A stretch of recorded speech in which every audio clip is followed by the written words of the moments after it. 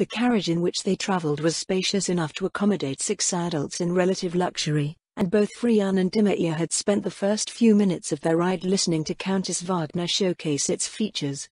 High-class coaches were frequently employed by the wealthy elite of the Baharuth Empire, with the finest being those used by the imperial household. They were exorbitantly expensive affairs that used many enchanted components while also being made of the finest materials and mundane craftsmanship available. The feeling they gave off was very different from the vehicle that they currently rode in, however. While well-made and generally pleasing in appearance, this carriage did not attempt to project the prestige of its occupants. If Frian was to describe it, it would be that it gave off the feel of the larger transports used by the itinerant courts of the rural nobility. Indeed, it even had the features to match. The interior could be converted into a small office, dining space, or bedchamber. This was already excellent enough to make Frian wish that her family had a few of them, but of greatest interest to her were the methods employed in its construction. The Baharuth Empire prided itself on being the regional leader in many fields, including technological and magical artifice. Barring the slain theocracy, which had a 4-century head start, an imperial citizen could expect their nation to have the best of nearly everything. The industries found in a former territory of Riestais could certainly not compare to the fruits of imperial ingenuity and expertise, or so she thought. As Lady Wagner went through her presentation, the gap between her expectations and what was laid before her was made quite clear. A valedictorian of the Imperial Magic Academy, Frian was perhaps one of the foremost experts in the integration of magic into all aspects of a nation. From the simple showcasing of a carriage from the Sorceress Kingdom, however, she had been introduced to industrial technology and magical applications that challenged her perception of what was possible. To top it all off, it was insanely cheap. The cost-effectiveness and long-term efficiency of everything forced her to recalculate where exactly the Empire stood in the pecking order of things, or, more accurately, how much more advanced the Sorceress Kingdom was relative to the rest of the region. Up to this point, her broad impression was that the Sorceress Kingdom was simply stronger. Stronger magic casters. Stronger soldiers. So monstrously strong that nothing could be done to oppose them. The entire region's innovations were built upon the pillars of tier magic and professional craftsmanship, and nothing suggested any new paradigms coming into play. As such, Frian assumed that the Sorceress Kingdom simply did everything on a larger scale with the vast amount of strength at its disposal, employing techniques that were fundamentally the same as those used by the rest of the region. Question. Dimir raised a hand as if she were still in an academy classroom. Will these new products you described be made available to the Empire? Just going by what you've said so far, many of our industries will have to adopt them or lose their competitive edge. They've already been made available to our allies, Lady Wagner replied. Vehicle frames like the one this carriage is mounted on are overdoing it for the type of loads and speeds that the imperial highways are designed for, but we have other models for that. Our merchant companies already use those for international shipping and our costs for vehicle maintenance have been slashed down to nearly nothing. As for the various machines being offered, undead serve as the motive force. Dimir made a face, twirling her pen between her fingers. Using magical sources to power machines and provide everyday convenience was a luxury, even in the Empire. Constructs such as golems required a significant investment of time, talent and resources, so could not be easily mass-produced. Maintaining summons was not as simple as casting a spell whenever one felt like they had mana to spare. Industries required consistent labor over long periods, which would lead to magic casters selling their services in that manner to feel something like being a mana slave. It was better for a magic caster to quickly conjure commodities to sell so they could do something else with their time. Additionally, rates for mundane labor or fuel for those tasks were far cheaper than rates for mana, so there was no economic incentive to regularly employ magic casters in such a fashion. The creation of undead servitors through necromancy was the most efficient option, but resistance from the temples kept undead labor from being put to practical use. Students of the Imperial Magic Academy like Frian and Dimir were raised to view the temples from a secular perspective. As such, they did not see them as an institution that saw to the spiritual needs of the people, but rather the principal provider of divine magic casters. Everything else that came with the temples was a necessary evil. They were competitors for the hearts and minds of the people capable of impeding the Empire's progress. The prospect of undead labor is attractive when viewed from certain perspectives, Frian said. There are probably many who see things that way, but what about cultural and religious resistance? If you don't mind my asking, how is it that you came to adopt undead labor in your territories? As one, Corlin, Wagner and Gonye turned to look at Zaradnik. The stern-looking frontier noble frowned. Though Countess Corlin was likely the most dangerous between them, Frianne was the least inclined to speak to Baroness Zaradnik. She was of an age with her, yet gave off the feeling of an ornery old border noble. She was the type that her cousin was best at dealing with, or maybe putting up with was a better way of describing it. Frontier nobles tended to be supremely reliable, yet immovable as mountains.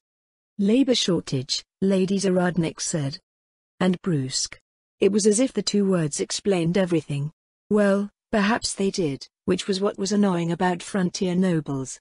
They often only said what they wanted to say, which was barely enough. Frianne could almost imagine the woman wishing that she was back out in her fief slaying goblins. To her right, Lady Gonye let out a snort. Then she burst out into laughter. Lady Wagner started laughing at nearly the same time. Shortly after, Lady Corlin joined them. Lady Zaradnik's frown deepened. What? The laughter grew even further at her question. This is too much. Lady Gonye wiped a tear from her eye. She's just like her father. Zaradnik isn't usually like this, Countess Corlin said. But whenever she feels that a situation demands a certain degree of formality, she turns into a grump. I don't turn into a grump, Baroness Zaradnik grumped. Why, you mean she's not mad at us? Dimitir asked. Who knows, Lady Wagner answered non-committally. She's probably just daydreaming about slaying goblins in her domain. Dimitir collapsed into her seat, resting a hand on her breast and breathing a sigh of relief. I was not. Yeah? Then what? I was thinking about Glaser. Oh. Silence fell over the cabin. Lady Corlin's hand went over to squeeze Lady Zaradnik's. Maybe this was an opportunity to become more familiar with these nobles on a personal level. Is Glaser your child? Frianne asked. Daughter, Lady Wagner answered. She was born at the beginning of this month. Frianne examined Lady Zaradnik. Nothing about her indicated that she was a new mother. I see. Frianne smiled, then I suppose congratulations are in order. If I may ask, who is your consort? Another noble from the Sorceress Kingdom? There wasn't any news about it in the Empire. He couldn't be from Riestais, could he? Going by Lady Zaradnik's exotic accent, it might have been a match from the theocracy or a nation further to the south. That's a good question, Lady Wagner said. Who would it be? Huh? It should be Lord Mayor, yes? Lady Gonye's voice was thoughtful. It was his tree, after all. Should be? Who was Lord Mayor?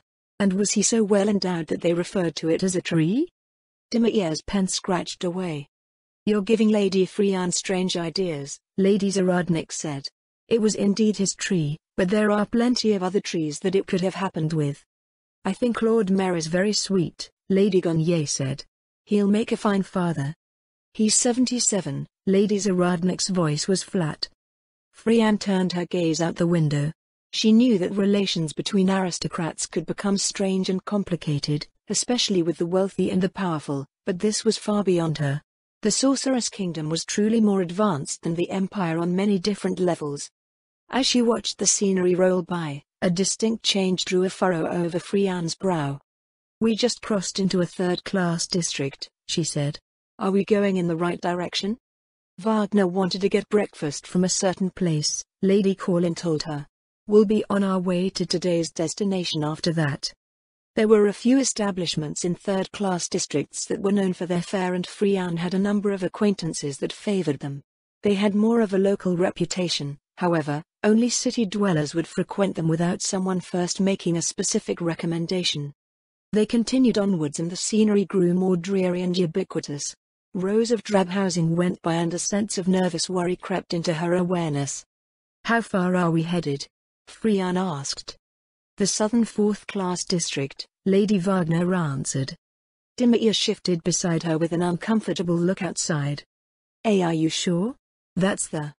She fell silent with a swallow. Our winter was divided into security zones, with the first-class district having the best housing, infrastructure and security.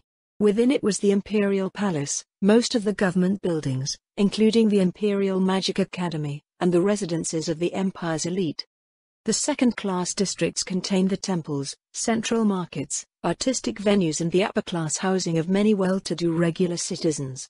Though they did not have the same level of security as the first-class district, patrols were still regular and incidents were nearly unheard of. After that, the presence of the First Legion's patrols dropped drastically. The third-class districts had sparse patrols but were generally considered safe for foot traffic as assaults and robberies were rare. Still, it was not a place where people would want to walk around alone at night. Finally, were the fourth-class districts, which might be called slums or paupers' quarters in other cities.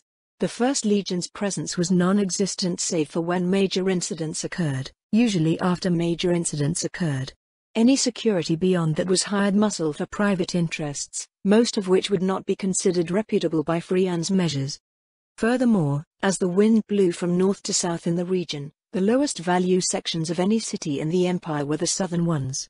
In short, they were headed for the worst of the fourth-class districts. Infrastructure was decrepit, the buildings equally so, and she had no idea why Lady Wagner wanted to get breakfast there. The four nobles from the Sorceress Kingdom did not close the curtains as they crossed into the southern fourth-class district, they simply watched everything in silence. Frian's stomach churned.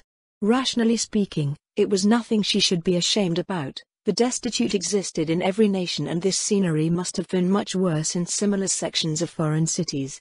Still, as an official of the court council and a member of the imperial dynasty, Frian struggled between trying to defend what they witnessed along the way and trying to keep pride from getting the better of her. Lady Frian, Countess Corlin said, "How many people live in the fourth-class districts?" "There isn't an exact count," Frian replied, "but the third and fourth-class districts should house about 80% of our winter's population between them." "I've only seen one night patrol since leaving the second-class districts," Lady Zaradnik said, "and it was near where we left the second-class districts.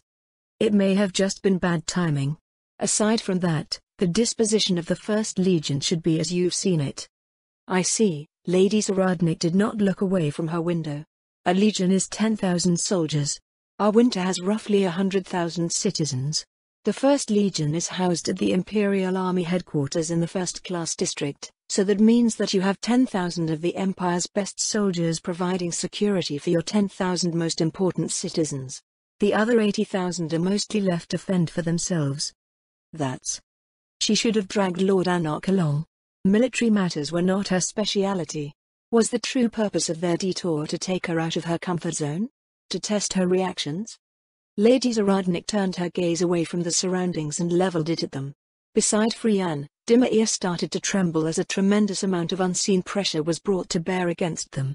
After a moment, it vanished so suddenly that Frian wondered if she had merely imagined it. "Once the new security forces are integrated," Baroness Zaradnik said, "things should improve considerably for these districts, yes?" "New security forces?" Dimir scrunched up her brow. Frian winced internally. Dimir was a junior official of foreign affairs, so not yet privy to the information, but it still looked bad that a member of the department didn't know what was going on. "The First Legion has 1,000 on highway patrol and related duties outside of the capital," Lady Zaradnik explained. 3,000 are stationed on the walls and at the gates. 2,000 are deployed for each shift of the city watch. It is reasonable to have 1,000 in the first-class district to stand against threats directed against the heart of the Empire. Reacting only after such a threat appears would be quite foolish, after all. Each member of the new security forces, however, is powerful enough to devastate an entire regular legion. How will the disposition of the First Legion's forces change in light of this, Lady Frian? Lady Zaradnik was implying that, since the undead forces leased to them of the Sorceress Kingdom were more than enough to defend the first-class district from major threats, the First Legion troops stationed there could instead be deployed to the third and fourth-class districts. It was not a novel idea by any stretch of the imagination, but, truth be told, no one on the court council wanted the new security forces anywhere near the capital. At best, a few would be hidden away just in case they were needed. It was considered a gesture. The Empire was baring its throat to display its subservience to the Sorceress Kingdom. With this being the case, it was unlikely that anything would change. Such a decision is the purview of the Field Marshal and his General Staff, Frian said. They are the best commanders in the Empire, so I trust that they will make optimal decisions in light of the results from the integration of their new forces. Though there was little information on these noble women's activities outside of the Empire, she did know that Lady Zaradnik would be serving as liaison officer to the Imperial Army for the first phases of the leased forces integration. Frian's reply to her question deflected the responsibility back to her, but the Baroness showed no reaction to her riposte. Dimia raised a hand. I still don't know what these new forces are. Lady Zaradnik smiled slightly, gesturing at something beyond her window. Something like that. A break in the clouds offered little in the way of warmth to the cluster buildings of the southern fourth-class district. Instead, sunlight brought with it scenes of the impoverished, safe within the walls of the mighty capital of the Baharuth Empire. People walked as if afraid, yet accustomed to that fear. It was not the wariness of those accustomed to living near demi-human lands, it was fear of the wrong sort, fear of one's neighbors, of their fellow humans and what the unseen hand of those with power might visit upon them. Men, women, and children were as wont to linger in the shadows as the sunlight, and the presence of wealth was received with suspicion and wariness. The vaunted pride of the Empire did not exist here, nor did the order of its emperor. Less than 4 kilometers away from the palatial manors of the first-class district, a whole other world lay sprawled out in squalor under our winter's curtain walls.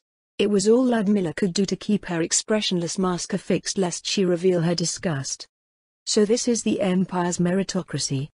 There was no doubt that her friends had heard her, yet they remained silent. How can they claim to cultivate those of talent when the majority of their population is not even afforded a proper standard of living? I could understand it if this city was genuinely poor, but only a few kilometers from the magnificent architecture and vast estates of the first-class district are slums no different than the one that once existed in Irantal. Riestais is like this too, you know. That does not make it acceptable.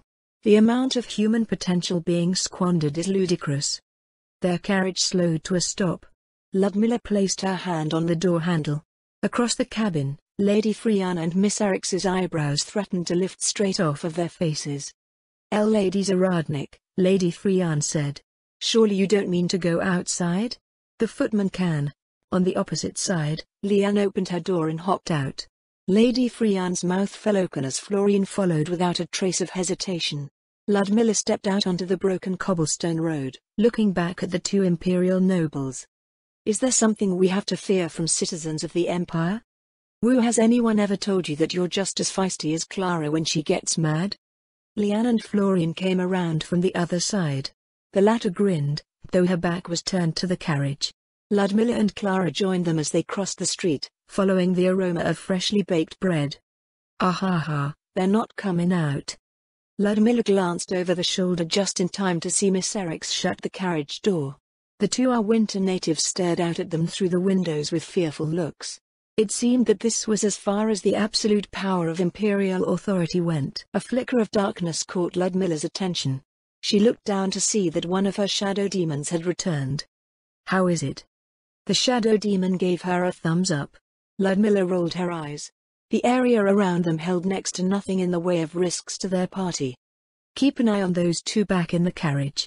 They are in the most vulnerable position should our situation change. Scared of their own citizens, Ludmilla shook her head. All clear, then? Leanne asked.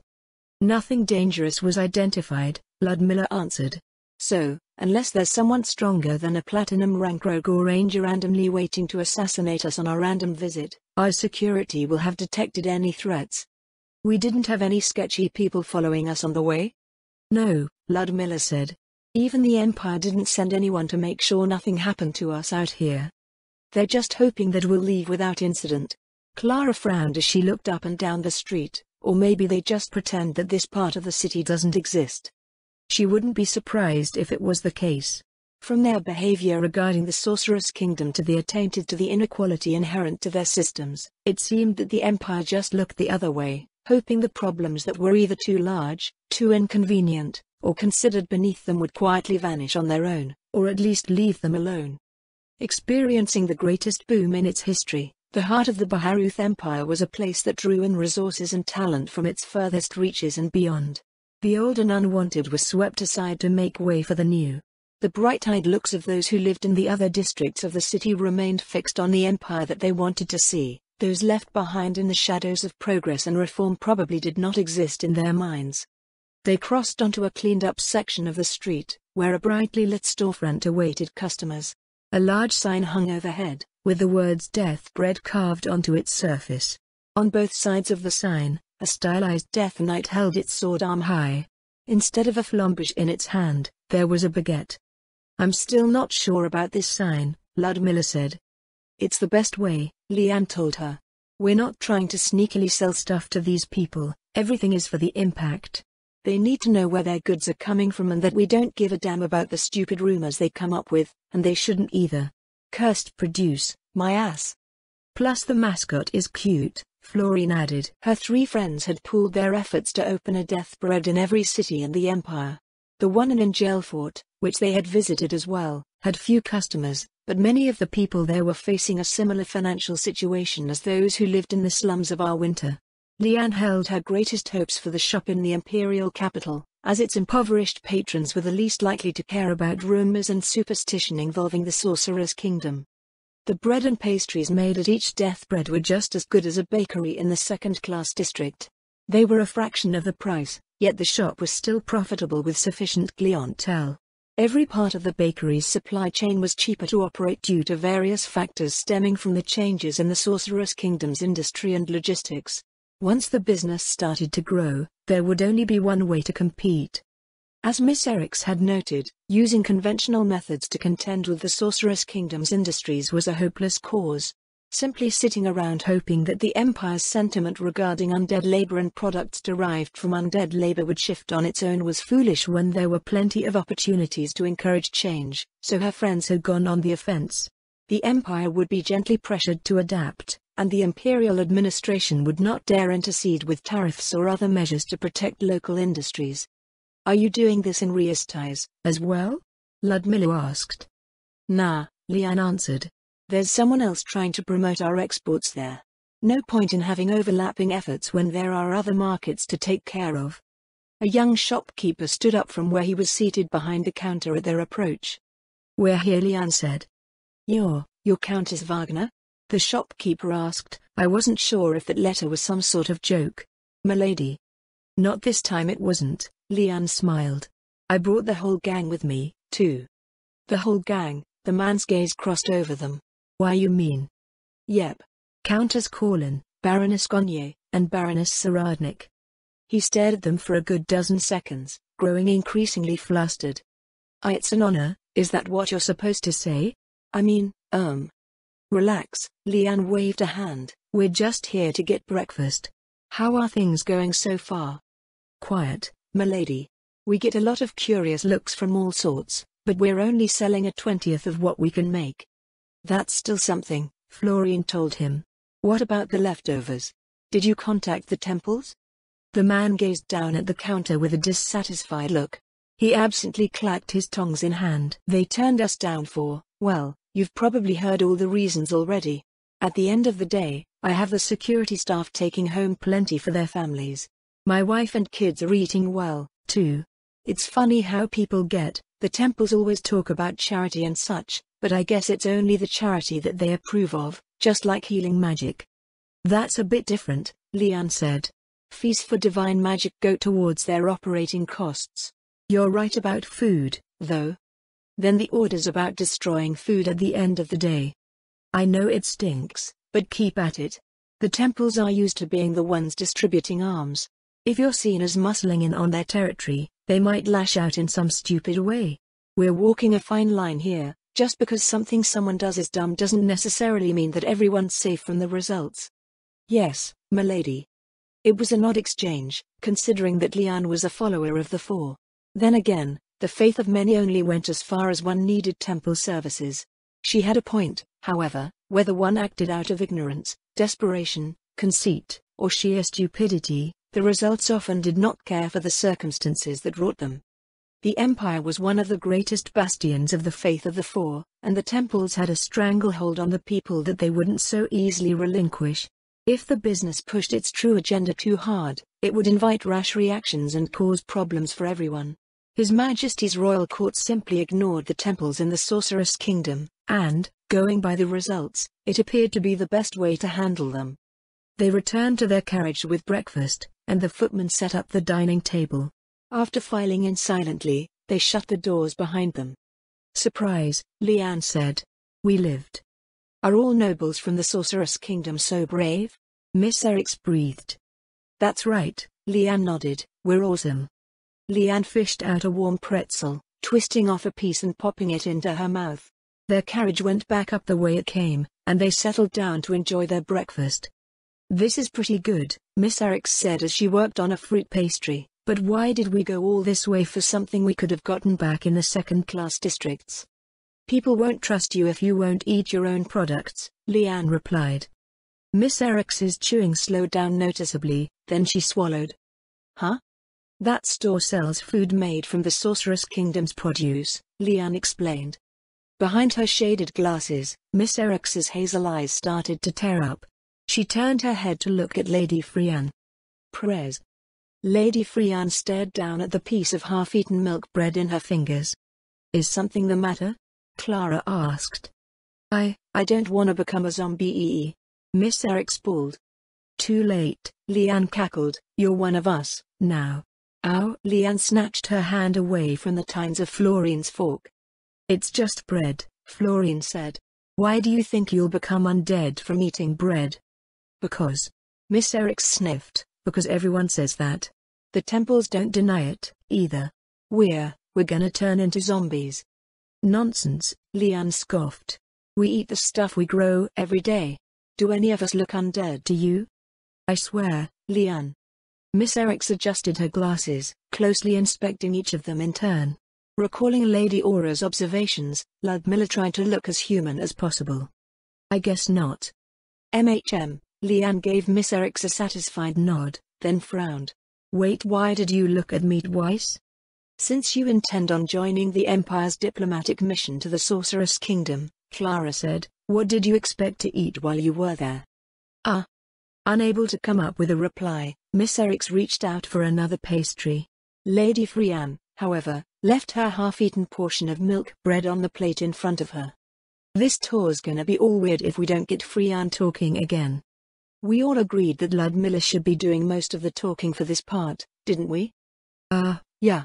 Hey, ignorant foreign border noble, you're up." The hardest part about communicating silently was that Ludmilla couldn't visibly react to anything lest they clue observers in on what was going on.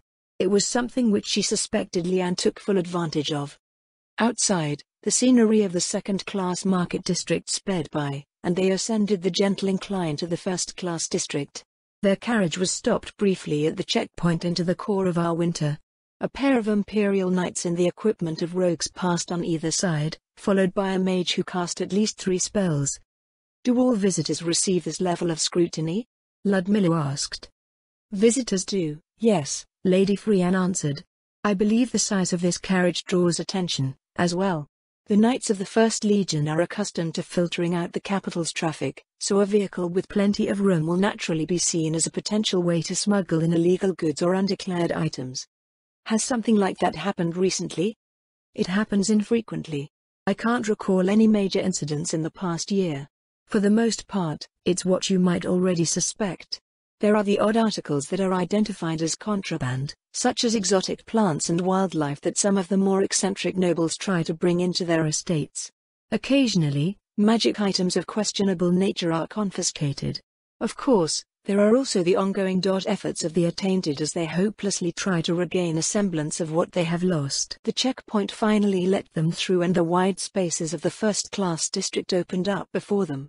The guest manors in Irantal's central district had always been her point of reference for what a proper noble's residence looked like, but the ones in Winter's first-class district were palatial. Many were hidden away by walls and carefully maintained hedges, and the few she did see lay amidst estates that must have been half the size of Irantal's central district.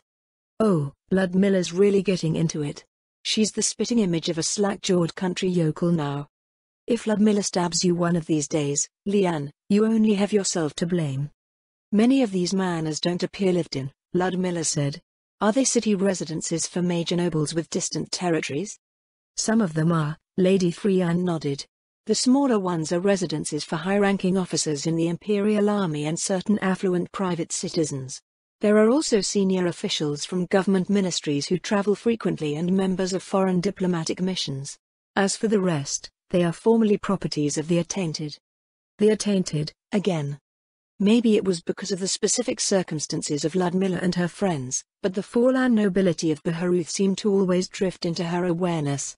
The very notion of the attainted was abhorrent to them, but, at the same time, a morbid curiosity seemed to grow over their existence. "Lady Freyan," she said, "before we proceed, I feel that I must gain a better understanding of the Baharuth Empire's recent history. As minor nobles of Riestais, I'm afraid our education on these matters is limited to what is glossed over in favor of subjects covering more immediate concerns. In particular, I would like to know about the rise of your current emperor." The nobility of Riestais possessed no inclination to educate their scions about a group of traitors and rebels. This was how it always was, and Ludmilla suspected that it was how things would remain for most.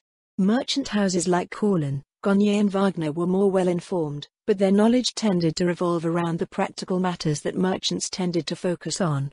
The Sorceress Kingdom's intelligence on the Empire had the same sort of feel to it, focusing on the here and now that they believed to be of significance. Numbers were plentiful, as were sterile domestic assessments and analyses of strength. In all, it felt akin to looking down at a city as one flew high above. One saw what existed and could observe operations from a distance, but knowing the why and how of everything according to the actors below was far beyond reach. Of the Empire's history, culture, and inner workings, Ludmilla knew little, and the upper echelons of the Sorceress Kingdom for the most part didn't care. This lack of care wasn't for the Empire in particular, of course, it applied to everyone. There simply was no need for the powerful to concern themselves with what they considered trivial matters. No matter how the weak squirmed, they were effectively insects, the non-monstrous type, relative to the supreme might of the Sorcerer's Kingdom. Issues were to be crushed underfoot. To some, like Lady Shiltier, the only thing of interest once it reached that point was how satisfying the crunch was. If it were a matter of war or conquest, this would be sufficient to achieve broad, indiscriminate objectives. The task that Ludmilla and her friends had set themselves to, however, was drawing in a passively uncooperative client state and transforming it into a proud member of the Sorceress Kingdom's hegemony. At the moment, the Empire's relationship with its suzerain was more like someone chaining up a small animal and dragging it along.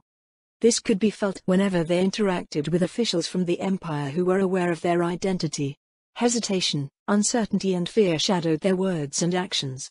If Ludmilla was not aware of what went on between the two states, she would have thought that the Sorceress Kingdom was a fearful overlord with a penchant for abusive relationships rather than a nation that had graciously accepted the Empire as a protectorate and mostly let it be. Pride dictated that this was an impermissible state of affairs. The type of change that they sought, however, required true understanding and candid cooperation. Lady Freyan settled herself more comfortably into her seat. Her deep blue gaze turned inward as she appeared to gather her thoughts. "Where would you like me to begin?" she asked. "It shames me to admit," Ludmilla said, "that my knowledge on the matter amounts to he killed a lot of people on his way to the top and the Empire got better. There are the rumors that circulate with trade and travel, of course, but I would like to hear things from a more credible source." "I suppose it could be paraphrased in that manner," Lady Freyan said. "But you're right that it doesn't help with understanding the spirit of today's empire. We were once a part of Riestais, but our government and culture have drifted far from that of the kingdom. That being said, the emperor's ascension is not a matter that should be unfamiliar to aristocrats like ourselves, but it is still a tragic story." "Tragic is not what one usually associates with the emperor's rise to power." "It's not," Lady Freyan agreed. "But it does not make it any less so. Especially to a member of the imperial dynasty, and especially for my cousin." Lady Freyan raised a slender hand, as if to knock on the driver window behind her, then stopped. "We should stop somewhere if we are to speak of this," she said. "There is a park up ahead and to the right, if you don't mind telling your driver. Driver, find us a place to stop in the park ahead and to the right. Let the others know we'll be there for a while." As the carriage turned into a lane that led through gardens stripped bare by winter's embrace, Lady Freyan nodded slightly. "You're very much like the nobles from our marches, Lady Zaradnik," she said. Many of them become distinguished commanders in the Imperial Army. It's easy to understand why you've been chosen as a liaison officer. Are all of the Imperial Army's commanders from the borderlands? Most. General Carbane of the 2nd Legion is from the interior, but it takes an individual of exceptional talent to rise through the ranks without a martial lineage. You're all just made differently, somehow. At any rate, my cousin is the man that he is because that is what the times demanded of him. What happened? The same thing that happens to anyone possessed of superlative quality. Lady Freyan smiled bitterly. Those who cannot compete directly seek other ways to get ahead. The previous emperor died for reasons unknown, and many speculate that he was assassinated out of desperation. Jerkniv was only 15 then, and rival factions hoped to supplant him before he could solidify his power base. Instead, they found him capable beyond their imaginings. Lady Freyan's bitter smile took on a hard quality, and her eyes seemed to gleam as she continued her account. Jerkniv ripped the initiative straight out of his enemy's hands, she said. Asserting his authority over the 1st Legion, he moved before anyone could capitalize on his father's death. Starting with the Empress Dowager, he ordered those suspected of assassinating his father cut down. After that, he went after every substantial source of political opposition, including all of his siblings. In the end, 3 of the 5 Margraves of the Empire were eradicated, and every major faction was shattered. Unfortunately, Jerkniv's mother was lost in the conflict. His Imperial Majesty secured the throne of Baharuth, but he lost his immediate family in the process. Was that all truly necessary? Florine asked. What did the rest of the Imperial dynasty have to say? The 3 dukes stand with the Emperor, Lady Freyan told her. We always have. It's probably the main difference between Baharuth and Riestais. For whatever reason, House Vaiself never saw fit to solidify its power base by cultivating its own dynasty and has paid the price. The imperial household has been inviolable since its establishment because no one can stand against the imperial dynasty's combined political will. That being said, Jerkniv's actions were necessary, both at the time and for the future. One might say that it was something generations in the making. My cousin just happened to be the one in the right place at the right time. Ludmilla frowned at the notion that a sovereign could plot against his own nobles in such a manner. It was not just the sovereign, either, but the entire imperial dynasty. Lady Freyan seemed nothing if not proud of her cousin's achievements. So you are saying that this would have happened eventually even without the current emperor? Eventually, yes, Lady Freyan nodded. His Imperial Majesty's extraordinary talent saved the Empire several generations of slow reform. The imperial throne has 4 legs, so to speak. First is the Imperial Dynasty, which also includes the Imperial Harem and stands as the bulwark of political power and wealth in support of the Emperor. Second is the Imperial Army, which answers to the Emperor and enforces his will. The Imperial Ministries are the third. Finally, there's the Imperial Magic Academy, the institution that raises the future leaders of the Baharuth Empire. While other nations stagnate, the Empire forges ahead. In time, the citizens of the Empire, be they noble or commoner, will not only be unified in purpose and benefit under imperial law, but also carry within them the indomitable spirit of the Empire itself. Beside Lady Freyan, Miss Eryx remained silent and attentive, but she seemed every bit as convinced of the sureness of what had been said.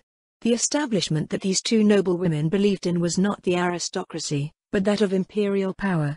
Ludmilla could only wonder how many nobles had been removed because they were truly incompetent and how many had been purged as obstacles to that power. Clara reached out and picked up a napkin from the table, wiping away the remnants of her breakfast. So with the aristocracy rendered relatively impotent, she said, the Emperor has been free to act as an absolute monarch. That's right, Lady Freyan said. To this day, His Imperial Majesty has been implementing new reforms and placing men and women of talent in their deserved positions. The attainted that you've seen in the city are the result of the constant examination of our administration. There used to be far more of this sort, but most of them have withered away without their titles. This sort, Clara said, what measures are used to determine fitness for one's station in the Empire? Those who are clearly incompetent should be simple to keep track of, but measuring different nobles in different circumstances should result in unreliable judgments at best. It might seem a daunting task, Lady Freyan replied, but the institutions of the Empire are not to be underestimated. As I said, these changes have been long in the making, the fruit of generations of talented visionaries. Not only are nobles subject to stringent audits, but all future leaders of the empire attend the Imperial Magic Academy. Those who graduate must meet imperial standards. Failures who assume leadership of their respective houses are easy targets.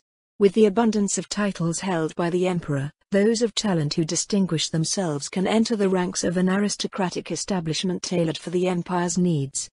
This empire is dooming itself to mediocrity. Unable to bottle up her feelings any further, Ludmilla silently vented her frustrations. Huh? What do you mean by that? Seems like the exact opposite to me. It's not, Leanne. This is too important to discuss while we're distracted. We'll have to speak about it later. What about the families of the attainted? Clara asked. With traditional methods of aristocratic education, one might assume that noble scions will follow in their parents' footsteps, but presumably they attend the Imperial Magic Academy here. A crack appeared in Lady Freyan's mask. She appeared to be aware of it and aware that they had noticed. That's right, she said quietly. They do. The fools that lead their houses to ruin are deserving of every bit of scorn that comes their way, and those that persist in their foolish ways, doubly so. But their families, it's a difficult problem. More than a few of my classmates have been subjected to attainder. If the Empire is so keen on recognizing individual merit, Florine asked, shouldn't they be trying to retain promising individuals? It's not just because society shuns them, Lady Freyan sighed. These idiots on the streets that desperately fling themselves at you do not represent all of them. Most are at least brought up as proper nobles and possess a noble's pride. Can you imagine discovering one day that your house has been attainted? I've seen what it looks like when one's entire world collapses. Lady Freyan shuddered, arms crossed tightly over her midriff. Very few can simply shrug it off. They waste away under the shame of dishonor that they never deserved. Many girls commit suicide to avoid the fate that they would otherwise see. The moment she received the news, one of my classmates cast a fly spell and went out the window to disappear into the sky. 10 minutes later, her frozen corpse came down and shattered into countless fragments on the road. Those that don't end themselves in some way are forever changed. They eventually withdraw from their old lives, and those that knew them never see or hear from them again. Even if help was made available, they will never seek it. They have accepted that they are no longer wanted and do not wish to be a burden on those who are. All that is left for them is to quietly live out their lives with their families in a place where the scorn of the world cannot reach them. An uncomfortable silence fell over the cabin. Ludmilla stared out at the bleak and empty gardens outside. What would it be like? To be raised from the moment you could walk for a life of purpose and responsibility, then having it all stripped away just as one was ready to step out into the world? To be marked for life through no fault of their own before one could even prove themselves? Do you think it's worth it? Clara asked. Lady Freyan blinked. I beg your pardon? The price of the Empire's progress, Clara explained. To have people crawl under their own power to the foot of a cold and graceless throne. Building a soulless society where citizens only exist to be used and all else is trampled underfoot. Even those who make great contributions will only be appreciated for as long as they continue to perform. The Empire may indeed forge ahead for a time, but, like your emperor, it will lose everything that it holds dear. You sound like my grandmother. Do you think she's wrong? Lady Freyan put on a resigned look. No. I thought not. Clara shifted slightly, reaching into her infinite haversack. Lady Freyan's eyes widened as she looked at what was placed on the table. That's my treatise. You've read it? I have, Clara smirked. We all have. If so, Lady Freyan said, then why? Because we were curious, Clara told her.